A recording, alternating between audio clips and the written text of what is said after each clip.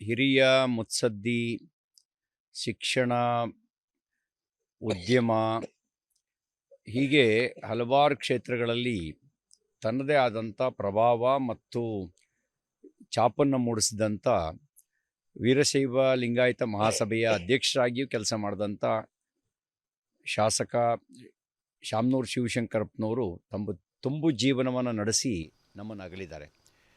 ಬಹುಶಃ ನಾನು ಯೋಚನೆ ಮಾಡ್ದಂಗೆ ಕೆಲವರಿಗೆ ಮಾತ್ರ ಈ ರೀತಿ ದೇವರು ಅವಕಾಶ ಕೊಡ್ತಾನೆ. ಜೀವನದ ಎಲ್ಲ ಮಜಲುಗಳನ್ನು ಅವರು ನೋಡಿದ್ದಾರೆ ಅಂತ ನಾನು ಭಾವಿಸ್ತೇನೆ. 95 ವರ್ಷ ಇತ್ತೀಚಿನ ದಿನಗಳವರೆಗೂ ಕೆಲವು 2-3 ತಿಂಗಳಿಂದ ಅವರಿಗೆ ಅನಾರೋಗ್ಯ ಕಾಡಿದ್ದು ಬಿಟ್ಟರೆ ಅದರವರೆಗೂ ಅವರು ಲವಲವಿಕೆಯಿಂದ ಎಲ್ಲದರಲ್ಲೂ ಸಕ್ರಿಯವಾಗಿ ಪಾಲ್ಗೊಳ್ತಾ ಇದ್ದಂಥವರು. ಮತ್ತು ಅವ್ರ ಜೀವನವೇ ಒಂದು ಅಧ್ಯಯನ ಮಾಡಬೇಕಾಗಿರ್ತಕ್ಕಂಥದ್ದು. ಬಾಪೂಜಿ ಶಿಕ್ಷಣ ಸಂಸ್ಥೆ ಕಟ್ಟಿದ್ದು ಮಾತ್ರ ಅಲ್ಲ, ಸಕ್ಕರೆ ಕಾರ್ಖಾನೆಗಳು, ಬೇರೆ ಬೇರೆ ಉದ್ಯಮಗಳು, ರೈಸ್ ಮಿಲ್ಗಳು, ಇದಲ್ಲದೆ ಎಲ್ಲ ಕ್ಷೇತ್ರಗಳಲ್ಲೂ ಕೂಡ ಅವರು ತನ್ನ ಪ್ರಭಾವವನ್ನು, ಸಾಮರ್ಥ್ಯವನ್ನು ತೋರಿಸಿದಂಥ ಮುತ್ಸದ್ದಿ ರಾಜಕಾರಣಿ ತುಂಬು ಜೀವನ ನಡೆಸಿ ನಮ್ಮನ್ನು ಅಗಲಿದ್ದಾರೆ. ಅವರ ಅನುಭವ, ಅದರಿಂದ ನಾವು ಅವರ ಅನುಭವವನ್ನು ನಾವು ಕಳ್ಕೊಂಡಿದ್ದೇವೆ. ಆದರೆ ಯಾವತ್ತಾದರೂ ಹುಟ್ಟಿದ ಮನುಷ್ಯ ಹೋಗಲೇಬೇಕು. ಯಾಕೆಂದರೆ ಅದು ಯಾರೂ ಹುಟ್ಟಿದವರು ಶಾಶ್ವತವಾಗಿ ಯಾರೂ ಇರಲಿಕ್ಕಾಗಲ್ಲ. ಸ್ವಾಭಾವಿಕವಾಗಿ ಅವ್ರ ಕುಟುಂಬಕ್ಕೆ ನೋವಾಗಿರುತ್ತೆ. ಅವರ ಆಪ್ತೇಷ್ಟರಿಗೆ ಅಗಲಿಕೆ ದುಃಖ ಕಾಡ್ತಿರುತ್ತೆ. ಅವರ ಅಗಲಿಕೆ ದುಃಖವನ್ನು ಭರಿಸ್ತಕ್ಕಂಥ ಶಕ್ತಿಯನ್ನು ಅವ್ರ ಕುಟುಂಬಕ್ಕೆ ಭಗವಂತ ದಯಪಾಲಿಸಲಿ ಅಂಥೇಳಿ ನಾನು ಪ್ರಾರ್ಥಿಸ್ತೇನೆ. ಅವರ ಆತ್ಮಕ್ಕೆ ಸದ್ಗತಿಯನ್ನು ಕರುಣಿಸಲಿ ಅಂಥೇಳಿ ಪ್ರಾರ್ಥಿಸ್ತೇನೆ. ತುಂಬು ಹೃದಯದ ಶ್ರದ್ಧಾಂಜಲಿಯನ್ನು ಸಲ್ಲಿಸ್ತೇನೆ. ಅವರ ಅನುಭವವೇ ಒಂದು ಪ್ರೇರಣೆಯನ್ನು ಕೊಡುತ್ತೆ. ಸಾಮಾನ್ಯ ಕುಟುಂಬದಲ್ಲಿ ಹುಟ್ಟಿ ಸಾಮಾನ್ಯನಾಗಿ ಬದುಕೋದು ಬೇರೆ, ಅಸಾಮಾನ್ಯನಾಗಿ ಬದುಕೋದು ಬೇರೆ. ತಾನು ಕಾಲಿಟ್ಟ ಎಲ್ಲ ಕ್ಷೇತ್ರಗಳಲ್ಲೂ ಕೂಡ ಆ ಕ್ಷೇತ್ರವನ್ನು ತನ್ನ ವಶಕ್ಕೆ, ತನ್ನ ಒಂದು ಪ್ರಭಾವಕ್ಕೆ ಒಳಪಡಿಸ್ಕೊಳ್ಳೋದಿದೆಯಲ್ಲ, ಅದು ಸಾಮಾನ್ಯ ಸಂಗತಿಯಲ್ಲ. ಅವರು ಉದ್ಯಮಿಯಾಗಿಯೂ ಯಶಸ್ವಿಯಾಗಿದ್ದಾರೆ, ಶಿಕ್ಷಣ ಕ್ಷೇತ್ರದಲ್ಲೂ ಯಶಸ್ವಿಯಾಗಿದ್ದಾರೆ, ರಾಜಕಾರಣದಲ್ಲೂ ಯಶಸ್ವಿಯಾಗಿದ್ದಾರೆ. ಬಹುಶಃ ಶಾಮನೂರು ಶಿವಶಂಕರಪ್ಪ ಅಂದರೆ ಅದಕ್ಕೆ ಇನ್ನೊಂದು ಹೆಸರು, ಅದು ಸಕ್ಸಸ್ಸು, ಯಶಸ್ಸು ಅಂತ ಹೇಳಿದರೆ ತಪ್ಪಾಗಲಿಕ್ಕಿಲ್ಲ. ತುಂಬು ಜೀವನವನ್ನು ನಡೆಸಿದ್ದಾರೆ. ಅವರಿಗೆ ಭಗವಂತ ಸದ್ಗತಿಯನ್ನು ದೊರಕಿಸಲಿ ಅಂತೇಳಿ ಪ್ರಾರ್ಥಿಸ್ತೇನೆ. ಇದ್ರ ಜೊತೆಗೆ ಅವರು ಯಾವಾಗಲೂ ಸದಾ ಹೇಳ್ತಾ ಇದ್ರು, ನಾನು ಸಾಯೋ ಮಟ್ಟ ಅಧಿಕಾರದಲ್ಲಿ ಇರಬೇಕು ಅಂತ. ಅದೇ ರೀತಿಯಲ್ಲಿ ಶಾಸಕರಾಗಿಯೇ ಸತ್ತರು. ಅಲ್ಲ, ನಾನು ಅದನ್ನೇ ಹೇಳ್ತೀನಲ್ಲ, ಭಾಳ ಅಪರೂಪ ಈ ಥರದ ಜೀವನ ಸಿಗೋದು. ಒಂದು 3-4 ತಿಂಗಳವರೆಗೂ ಅವರು ಸಕ್ರಿಯವಾಗೇ ಇದ್ದರು. ದೇವರು ಎಲ್ಲವನ್ನೂ ಬಹುಶಃ ಅವ್ರ ಜೀವನದಲ್ಲಿ ಕೊಟ್ಟಿದ್ದಾನೆ ಅಂಥೇಳಿ ನಾನು ಭಾವಿಸ್ತೇನೆ. ಕೆಲವರಿಗೆ ಹಣ ಕೊಡ್ತಾನೆ, ಅಧಿಕಾರ ಕೊಡಲ್ಲ. ಕೆಲವರಿಗೆ ಅವಕಾಶಗಳನ್ನು ಕೊಡ್ತಾನೆ, ಸಕ್ಸಸ್ಸನ್ನು ಕೊಡಲ್ಲ. ಇವರಿಗೆ ದೇವರು ಅವಕಾಶಗಳನ್ನು ಕೊಟ್ಟ, ಯಶಸ್ಸನ್ನು ಕೊಟ್ಟ, ಹಣವನ್ನು ಕೊಟ್ಟ, ಅಧಿಕಾರವನ್ನು ಕೊಟ್ಟ, ಹಾಗೇ ಜನಾನುರಾಗಿಯಾಗುವಂಥ ಒಂದು ಅವಕಾಶಗಳನ್ನು ಕೂಡ ಭಗವಂತ ಕೊಟ್ಟಿದ್ದಾನೆ. ಬಹುಶಃ ಈ ರೀತಿ ತುಂಬು ಜೀವನ ಅಂತ ಹೇಳ್ತೀವಲ್ಲ, ಇದು ಭಾಳ ಅಪರೂಪದಲ್ಲಿ ಅಪರೂಪ. ಹಾಗಾಗಿ ದುಃಖ ಸ್ವಾಭಾವಿಕವಾಗಿ ಕುಟುಂಬಕ್ಕಾಗುತ್ತೆ. ಆದರೆ ನಾನು ಅನ್ನಿಸ್ತೀನಿ, ನಗ್ನಗ್ತಾ ಕಳಿಸ್ಕೊಡ್ಬೇಕು ಅವ್ರನ್ನ ಅಂಥೇಳಿ ಭಾವಿಸ್ತೀನಿ.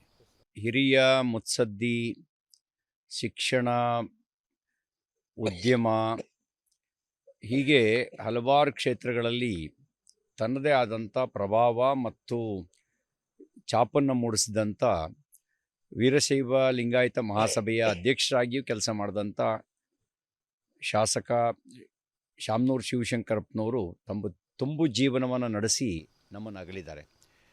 ಬಹುಶಃ ನಾನು ಯೋಚನೆ ಮಾಡ್ದಂಗೆ ಕೆಲವರಿಗೆ ಮಾತ್ರ ಈ ರೀತಿ ದೇವರು ಅವಕಾಶ ಕೊಡ್ತಾನೆ. ಜೀವನದ ಎಲ್ಲ ಮಜಲುಗಳನ್ನು ಅವರು ನೋಡಿದ್ದಾರೆ ಅಂತ ನಾನು ಭಾವಿಸ್ತೇನೆ. 95 ವರ್ಷ ಇತ್ತೀಚಿನ ದಿನಗಳವರೆಗೂ ಕೆಲವು 2-3 ತಿಂಗಳಿಂದ ಅವರಿಗೆ ಅನಾರೋಗ್ಯ ಕಾಡಿದ್ದು ಬಿಟ್ಟರೆ ಅದರವರೆಗೂ ಅವರು ಲವಲವಿಕೆಯಿಂದ ಎಲ್ಲದರಲ್ಲೂ ಸಕ್ರಿಯವಾಗಿ ಪಾಲ್ಗೊಳ್ತಾ ಇದ್ದಂಥವರು. ಮತ್ತು ಅವ್ರ ಜೀವನವೇ ಒಂದು ಅಧ್ಯಯನ ಮಾಡಬೇಕಾಗಿರ್ತಕ್ಕಂಥದ್ದು. ಬಾಪೂಜಿ ಶಿಕ್ಷಣ ಸಂಸ್ಥೆ ಕಟ್ಟಿದ್ದು ಮಾತ್ರ ಅಲ್ಲ, ಸಕ್ಕರೆ ಕಾರ್ಖಾನೆಗಳು, ಬೇರೆ ಬೇರೆ ಉದ್ಯಮಗಳು, ರೈಸ್ ಮಿಲ್ಗಳು, ಇದಲ್ಲದೆ ಎಲ್ಲ ಕ್ಷೇತ್ರಗಳಲ್ಲೂ ಕೂಡ ಅವರು ತನ್ನ ಪ್ರಭಾವವನ್ನು, ಸಾಮರ್ಥ್ಯವನ್ನು ತೋರಿಸಿದಂಥ ಮುತ್ಸದ್ದಿ ರಾಜಕಾರಣಿ. ತುಂಬು ಜೀವನ ನಡೆಸಿ ನಮ್ಮನ್ನು ಅಗಲಿದ್ದಾರೆ. ಅವರ ಅನುಭವ, ಅದರಿಂದ ನಾವು ಅವರ ಅನುಭವವನ್ನು ನಾವು ಕಳ್ಕೊಂಡಿದ್ದೇವೆ. ಆದರೆ ಯಾವತ್ತಾದರೂ ಹುಟ್ಟಿದ ಮನುಷ್ಯ ಹೋಗಲೇಬೇಕು. ಯಾಕೆಂದರೆ ಅದು ಯಾರೂ ಹುಟ್ಟಿದವರು ಶಾಶ್ವತವಾಗಿ ಯಾರೂ ಇರಲಿಕ್ಕಾಗಲ್ಲ. ಸ್ವಾಭಾವಿಕವಾಗಿ ಅವ್ರ ಕುಟುಂಬಕ್ಕೆ ನೋವಾಗಿರುತ್ತೆ. ಅವರ ಆಪ್ತೇಷ್ಟರಿಗೆ ಅಗಲಿಕೆ ದುಃಖ ಕಾಡ್ತಿರುತ್ತೆ. ಅವರ ಅಗಲಿಕೆಯ ದುಃಖವನ್ನು ಭರಿಸ್ತಕ್ಕಂಥ ಶಕ್ತಿಯನ್ನು ಅವ್ರ ಕುಟುಂಬಕ್ಕೆ ಭಗವಂತ ದಯಪಾಲಿಸಲಿ ಅಂಥೇಳಿ ನಾನು ಪ್ರಾರ್ಥಿಸ್ತೇನೆ. ಅವರ ಆತ್ಮಕ್ಕೆ ಸದ್ಗತಿಯನ್ನು ಕರುಣಿಸಲಿ ಅಂಥೇಳಿ ಪ್ರಾರ್ಥಿಸ್ತೇನೆ. ತುಂಬ ಹೃದಯದ ಶ್ರದ್ಧಾಂಜಲಿಯನ್ನು ಸಲ್ಲಿಸ್ತೇನೆ. ಅವರ ಅನುಭವವೇ ಒಂದು ಪ್ರೇರಣೆಯನ್ನು ಕೊಡುತ್ತೆ. ಸಾಮಾನ್ಯ ಕುಟುಂಬದಲ್ಲಿ ಹುಟ್ಟಿ ಸಾಮಾನ್ಯನಾಗಿ ಬದುಕೋದು ಬೇರೆ, ಅಸಾಮಾನ್ಯನಾಗಿ ಬದುಕೋದು ಬೇರೆ. ತಾನು ಕಾಲಿಟ್ಟ ಎಲ್ಲ ಕ್ಷೇತ್ರಗಳಲ್ಲೂ ಕೂಡ ಆ ಕ್ಷೇತ್ರವನ್ನು ತನ್ನ ವಶಕ್ಕೆ, ತನ್ನ ಒಂದು ಪ್ರಭಾವಕ್ಕೆ ಒಳಪಡಿಸ್ಕೊಳ್ಳೋದಿದೆಯಲ್ಲ, ಅದು ಸಾಮಾನ್ಯ ಸಂಗತಿಯಲ್ಲ. ಅವರು ಉದ್ಯಮಿಯಾಗಿಯೂ ಯಶಸ್ವಿಯಾಗಿದ್ದಾರೆ, ಶಿಕ್ಷಣ ಕ್ಷೇತ್ರದಲ್ಲೂ ಯಶಸ್ವಿಯಾಗಿದ್ದಾರೆ, ರಾಜಕಾರಣದಲ್ಲೂ ಯಶಸ್ವಿಯಾಗಿದ್ದಾರೆ. ಬಹುಶಃ ಶಾಮನೂರು ಶಿವಶಂಕರಪ್ಪ ಅಂದರೆ ಅದಕ್ಕೆ ಇನ್ನೊಂದು ಹೆಸರು, ಅದು ಸಕ್ಸಸ್ಸು, ಯಶಸ್ಸು ಅಂತ ಹೇಳಿದರೆ ತಪ್ಪಾಗಲಿಕ್ಕಿಲ್ಲ. ತುಂಬು ಜೀವನವನ್ನು ನಡೆಸಿದ್ದಾರೆ. ಅವರಿಗೆ ಭಗವಂತ ಸದ್ಗತಿಯನ್ನು ದೊರಕಿಸಲಿ ಅಂತೇಳಿ ಪ್ರಾರ್ಥಿಸ್ತೇನೆ. ಇದ್ರ ಜೊತೆಗೆ ಅವರು ಯಾವಾಗಲೂ ಸದಾ ಹೇಳ್ತಾ ಇದ್ರು, ನಾನು ಸಾಯೋ ಮಟ್ಟ ಅಧಿಕಾರದಲ್ಲಿ ಇರಬೇಕು ಅಂತ. ಸೊ ಅದೇ ರೀತಿಯಲ್ಲಿ ಶಾಸಕರಾಗಿಯೇ ಸತ್ತರು. ಅಲ್ಲ, ನಾನು ಅದನ್ನೇ ಹೇಳ್ತೀನಲ್ಲ, ಭಾಳ ಅಪರೂಪ ಈ ಥರದ ಜೀವನ ಸಿಗೋದು. ಒಂದು 3-4 ತಿಂಗಳವರೆಗೂ ಅವರು ಸಕ್ರಿಯವಾಗೇ ಇದ್ದರು. ದೇವರು ಎಲ್ಲವನ್ನೂ ಬಹುಶಃ ಅವ್ರ ಜೀವನದಲ್ಲಿ ಕೊಟ್ಟಿದ್ದಾನೆ ಅಂಥೇಳಿ ನಾನು ಭಾವಿಸ್ತೇನೆ. ಕೆಲವರಿಗೆ ಹಣ ಕೊಡ್ತಾನೆ, ಅಧಿಕಾರ ಕೊಡಲ್ಲ. ಕೆಲವರಿಗೆ ಅವಕಾಶಗಳನ್ನು ಕೊಡ್ತಾನೆ, ಸಕ್ಸಸ್ಸನ್ನು ಕೊಡಲ್ಲ. ಇವರಿಗೆ ದೇವರು ಅವಕಾಶಗಳನ್ನು ಕೊಟ್ಟ, ಯಶಸ್ಸನ್ನು ಕೊಟ್ಟ, ಹಣವನ್ನು ಕೊಟ್ಟ, ಅಧಿಕಾರವನ್ನು ಕೊಟ್ಟ, ಹಾಗೇ ಜನಾನುರಾಗಿಯಾಗುವಂಥ ಒಂದು ಅವಕಾಶಗಳನ್ನು ಕೂಡ ಭಗವಂತ ಕೊಟ್ಟಿದ್ದಾನೆ. ಬಹುಶಃ ಈ ರೀತಿ ತುಂಬು ಜೀವನ ಅಂತ ಹೇಳ್ತೀವಲ್ಲ, ಇದು ಭಾಳ ಅಪರೂಪದಲ್ಲಿ ಅಪರೂಪ. ಹಾಗಾಗಿ ದುಃಖ ಸ್ವಾಭಾವಿಕವಾಗಿ ಕುಟುಂಬಕ್ಕಾಗುತ್ತೆ. ಆದರೆ ನಾನು ಅನಿಸ್ತೀನಿ, ನಗ್ನಗ್ತಾ ಕಳಿಸ್ಕೊಡ್ಬೇಕು ಅವ್ರನ್ನ ಅಂಥೇಳಿ ಭಾವಿಸ್ತೀನಿ.